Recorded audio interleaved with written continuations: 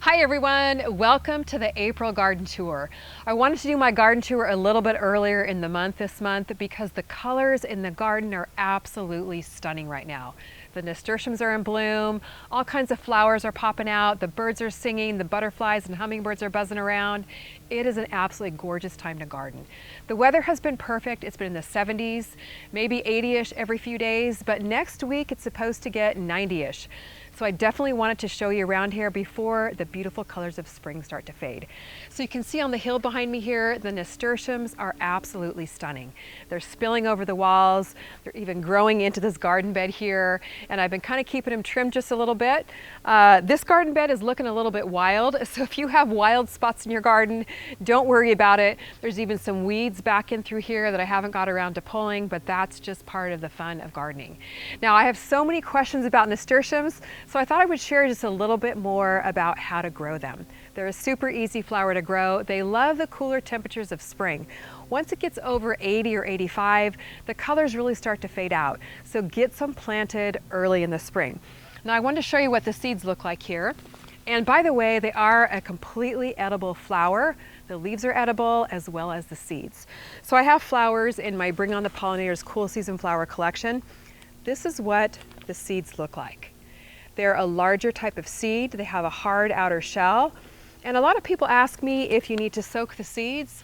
I've never found a need to do that because they do germinate very easily. And I found that they really work best if you plant them right directly in your garden beds rather than try and start them from seed indoors. They're so easy to plant, you guys.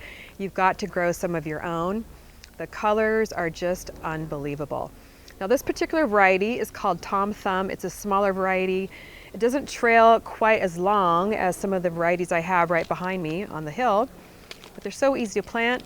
All you do is pop a seed into a little bit of loose soil, just poke it down in there and cover it up, and there you have it. That's all you have to do. So even though these are a dwarf variety, they will spill over this veggie pod just a little bit and really make a beautiful statement in the garden. So get some nasturtiums planted. I guarantee you're going to absolutely love it. One thing also about nasturtiums is they do tend to reseed from year to year. They drop their seeds everywhere, and I don't think I've planted one single seed on the hill here for several years. So definitely a flower, very easy to maintain, that comes back year after year. You do want to wait though until after your last frost date because they are very frost sensitive. So let's move on through the garden, and I'm really glad you're joining me this evening for our tour. Now I am really excited about the passion fruit. It's starting to show some brand new growth, but I could use some help here, you guys. I'm brand new to growing passion fruit, so I could use some tips from you. I noticed that a lot of the leaves here are turning yellow, and I'm wondering if it's because they're getting too much moisture. If you guys remember on the video when we planted it, I actually planted it in a smart pots right here in the ground because I was hoping that that would help contain the roots just a little bit so it wouldn't invade the rest of the garden. So for all you passion fruit growers out there, let me know what you think. I haven't really given it any fertilizer yet, but I'm wondering if I should maybe remove it from the smart pots and plant it directly in the ground. But the cool thing is it's starting to grow up over the trellis, and we're definitely seeing some new growth. So stay tuned for more updates on the passion fruit. Now on the hill behind me here on all the trellises that you see, I planted tons of peas over the winter time, and it's so much fun to see the blossoms pop out. These are the beautiful purple potted pea from my brand new pea seed collection, and I'm really hoping that I get some harvest before the warm weather hits. And these little peas right over here are a really unusual type variety I've never grown before. These are also in my new pea seed collection. They're called the feisty pea. Would you look at these tendrils? They are just so amazingly beautiful. And these peas are really fun because they have tons of little tendrils and fewer leaves. So it kind of makes the peas easier to see when you harvest. And you can also eat the leaves and the tendrils, and they make a really nice garnish on top of a salad or on top of some kind of other dish, maybe a stir fry. So again, hoping I get a harvest before the warm weather hits. We'll see how it goes. And this here is a perfect example of how beautifully these nasturtiums just cascade over the little walls here. They're just so beautiful, and the bright pops of color. Oh my gosh, it just makes me smile every single time I come out in the garden. And here is a little pollinator right here in this flower. That's the great thing too, is they attract the bees like crazy. And it's just so much fun to see the beautiful pops of color. If you've never tasted nasturtiums, they're kind of a zippy, peppery type flavor. You gotta try them, you guys. Here in this garden bed, I'm very excited to have a little broccoli head plant, or a little broccoli head coming on. I don't always have great luck with broccoli because I don't get a lot of sun in my garden over the winter. And right now we're starting to get more sun, but now we're getting too hot, which broccoli doesn't always like. So fingers crossed for that one too. And here's the royal snow peas. I think that's what they're called, not purple potted, but they're just absolutely beautiful. Now when you pick peas, you want to try and pick them right when the pods start to plump out. And these pods are edible. If you let them go too long, they get a little bit tough and they're not near as sweet. But these are so delicious, dipped in hummus or just eaten plain, and you can snack on them right in the garden. Now normally at this time of year, I have tons of poppies. But we haven't had a ton of rain, and the rain really brings out the poppies. So they're actually starting to close up now for the evening, but they are so amazingly beautiful. And hopefully, maybe we'll get a couple more rainstorms here, and more poppies will be popping out all over the garden. Oh, you know what? I just saw this here. Oh my gosh. I had no idea this was here actually. Well, I planted it, but I didn't have any idea this purple cauliflower was starting to head up. So this is so exciting. Oh my gosh, look at that amazingly beautiful color. That's gorgeous. That is gorgeous. Wow. Along with the purple pea here. Oh my gosh, gardening is just so much fun. The colors just always amaze me.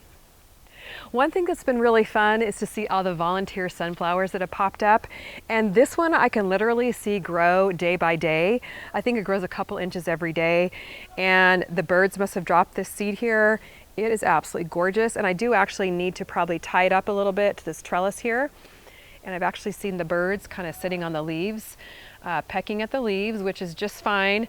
They need to have their food and their drink as well. So I cannot wait for the sunflower to bloom. One of my very favorite flowers.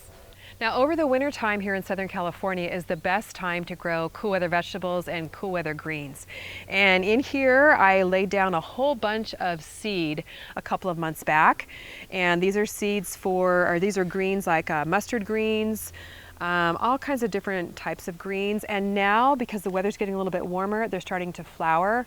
Look at these amazingly beautiful flowers, which the bees love as well.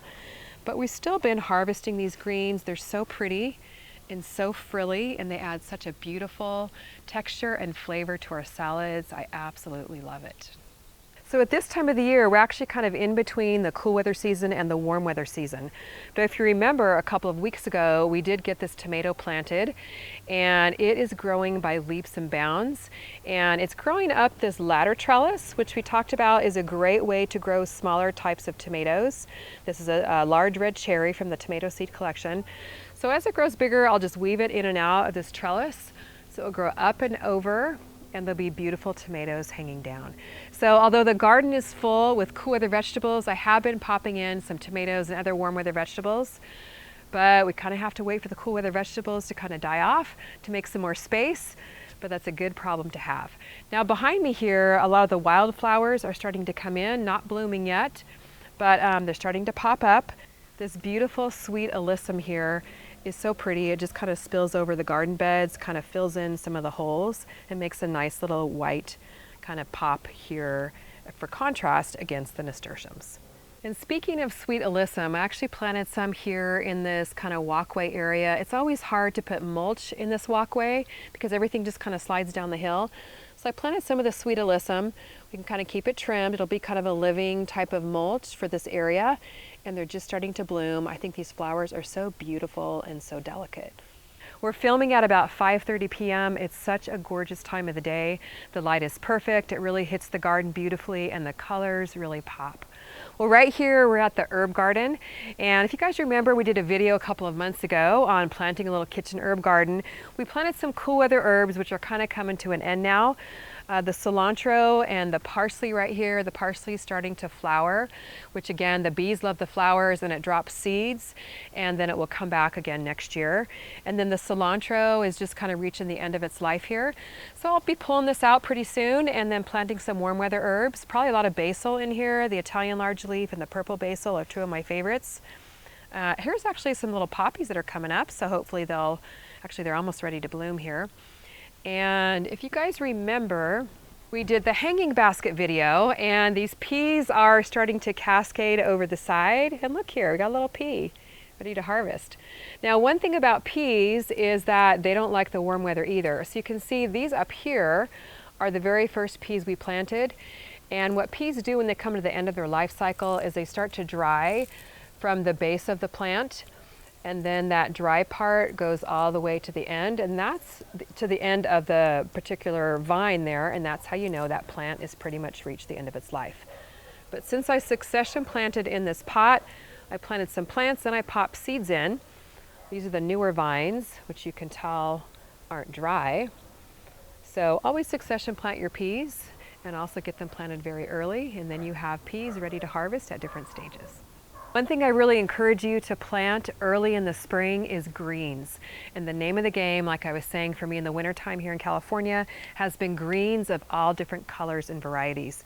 So down in here, I just absolutely love this garden bed. We have these are giant red mustard greens. They're still kind of little baby greens. Really cute, really adorable, and I probably have these almost every single day. This is one of my very favorite kinds of greens.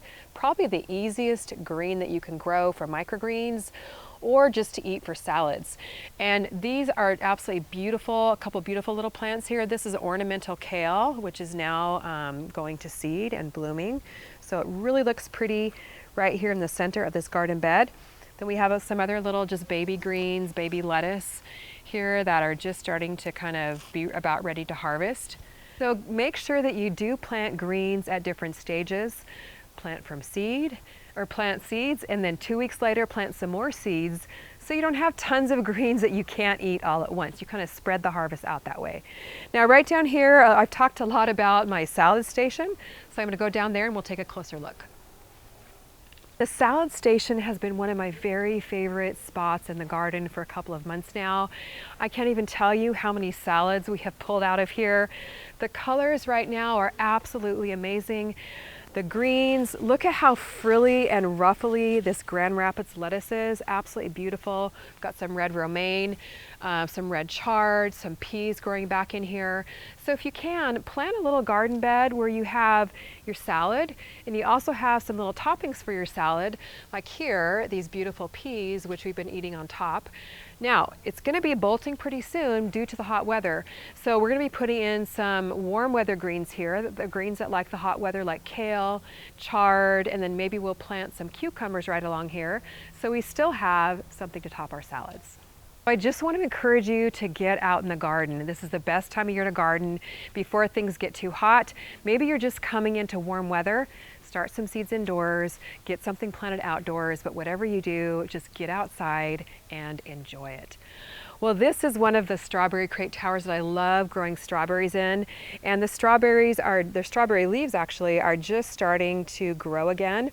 Now, strawberries are a perennial, so they will withstand pretty cold temperatures. Maybe down into the teens. So hopefully if you have a strawberry crate tower going, you have some little leaves popping out. And on the top, I popped in some red romaine lettuce, which kind of makes it fun because then you've got your strawberries, you've got your lettuce, and it just looks really pretty too. You don't have to use it just for strawberries. You can grow pretty much any type of smaller vegetable in the crate towers. And these are just crates I got, I think at Target, and lined them with the Smart Pots, has a crate liner. Cut little holes in the crate liners to pop the strawberries in. This is a fabric liner, so it has really good drainage, and the strawberries really like it. And look, here we have a couple flowers, which means we'll be getting some strawberries on pretty soon. That'll be fun. Here in my CaliKim Smart Pots are some mums that are kind of coming back to life after the winter time. I cut them back over the winter, and they're just starting to bloom again. They look so, so beautiful. Now, one little tip for containers if you don't have a drip irrigation in your containers. If they get really dry, this one actually was so dry this morning, the leaves are really brittle, and the soil was very, very dry. What you can do is just put them in a tub full of water, and that way they'll soak up all the water from the bottom. It'll make the soil nice and moist. It'll retain all that water and really absorb into the soil, so you don't have to water it quite as often. One thing I'm very, very happy to see this month is the blackberries coming back to life again. Blackberries go dormant over the winter time, and I cut them back to just bare sticks. You cut back the canes when they're dormant, and then once the weather warms up, they pop back to life again. So let me know what kind of berries you're growing in your garden, and you do want to prune them over the winter time. Hopefully you've already done that, because there's been years that I haven't pruned and I don't get near as many berries. So hopefully this year, guys, it's going to be a bumper crop. I want to encourage you to plant something new and different every year that you've never grown before. It's fun to always plant the tomatoes, the cucumbers, all the things that you're used to growing, but how much fun is it to learn something new? And this year, what I'm growing for the very first time, I'm so excited about, is artichokes. My neighbor actually gave me a couple of artichoke plants, and I didn't have a permanent spot for them yet, so I just popped them here in one of my CaliKim 5-gallon smart pots. And they didn't seem to grow a whole lot at first, but now they really started to take off, and there I'm going to need to find a permanent home for them. But send me, guys, all of your artichoke growing tips, because I really don't know anything about how to grow them. I'm thinking I might put them in a 20-gallon smart pots, maybe a purple one. It's about this color. I think that would be so, so beautiful. They grow quite large, and they are a perennial, so they last for years. So I could really use all the help I could get from you guys. Now down here, actually right here in the purple smart pots here, I just planted some bean seeds a couple of weeks ago, and I love how they look when they first pop up. Beans, you want to wait till after your last frost date, but they grow very easily just from seed, popped right in a garden bed, right in a container. These are the Royal Burgundy beans from my bean seed collection. I think it's going to look so pretty here in the purple smart pots.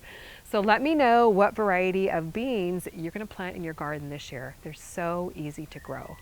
Well, there's not a lot of room in the middle of the nasturtiums to plant much, but we did manage to fit a couple of tomato plants in here. If you guys remember, again, on our tomato, I think it was how to grow huge tomatoes. Behind the nasturtiums here, it's growing. It's the Marglobe tomato, the first tomato I planted of the season. I actually had to trim back the nasturtiums so it would get some sunshine, and then it really started to take off. So that's the first one planted. We'll see if it's the first one harvested. Now this spot gets kind of off and on sun throughout the day. So I planted over here a tomato called the Morning Sun, which is a smaller variety of yellow type cherry tomatoes, because you don't need quite as much sun for cherry tomatoes to ripen. And I think it looks really pretty here. I love this trellis. This is a trellis from Gardeners. And it's really cool because you can unsnap the little circles here and move them up and down. And I'll put a link to it in the video description. Super sturdy, and I love growing my tomatoes on them. Not quite sure what I'm going to plant in this garden bed after the nasturtiums are gone. Usually what I do is kind of line the front with a little small type of zinnias, so it looks really pretty, kind of spilling over. But I have so many questions after the last video we did in this spot about the red planters. And what those are is actually not something I purchased as a planter itself, but it's a large galvanized steel pipe which we actually reclaimed from a local farmer, so it's repurposed. And then we cut it in different lengths, painted it red, and then put it here in this garden bed. So because I don't have a ton of space in my garden beds yet, I've been planting tomatoes in Smart Pots containers. And this one here is actually going to be entered in the tomato contest over on Gardening Coast to Coast Facebook group. So if you want to be a part of the tomato contest, go over there, check out the pinned post, and you can see all the rules and guidelines and things like that. But it's actually a contest to grow a giant tomato. So hopefully this one will be a winner. And one thing I've done here is kind of plant some lettuce at the bottom of the tomato plant in hopes that the tomato will shade out the lettuce as the weather gets hotter and hopefully make it last just a little bit longer.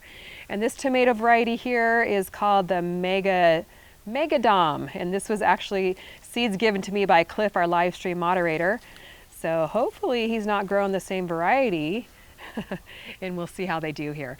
Now, one thing I am really excited about this year is eggplant. I've gotten my eggplant out here earlier than I ever have, and this is from my eggplant seed collection.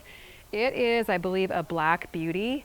Now you definitely do want to support eggplant because they can grow pretty large and very heavy once they're loaded down with eggplant. You want to make sure you get them if you're doing a container. This is a 15 or a 20 gallons. So they do need quite a large size container. And I can't wait to see this orange smart pots filled with purple eggplant. I think it's just going to be so, so pretty. I thought you guys might like a quick look at the grapevine here. Remember when we built the cattle panel trellis for it a few months ago? You will not believe the growth on the grapevines. When we built this thing, it was just sticks here. There was no green growth. And now look at the grapes. They're starting to grow up over the top, which was exactly my plan, so I'm so excited. I actually have to come out here every couple of days and weave the vine in and out of the wire. So before you know it, it's going to be all the way over on the other side. So definitely stay tuned. We're going to be bringing you all along this process. You might remember a few weeks ago on our tomato trellis video, this tomato I was growing here up the cattle panel trellis. It's a really great way to grow tomatoes. And the cool thing is now we're getting some little tiny tomatoes coming on here. I don't even know what variety this is. It's some type of a yellow cherry tomato. There's green ones, and we're seeing a ton of growth from this plant. So I'm really excited about that. But one thing about tomatoes is you want to wait till after your last frost date to get them planted outside, and wait till the nights are in the 50s and 60s, but they can take some 40s as well. Get them out there, and if it's going to dip down much below the lower 40s, cover them up with a plastic, or if there's a small little seedling, put a little milk jug over it, and then take it off the next day when the sun comes up. I want to encourage you to plant some of your favorite colors in the garden. Make your garden pop. Make it your own space. Plant something that you enjoy and that you feel is beautiful. I've got some Gerbera daisies planted here, which are one of my very favorite flowers. And the color is just absolutely popping here in the orange smart pots. So get the flowers in there for the pollinators.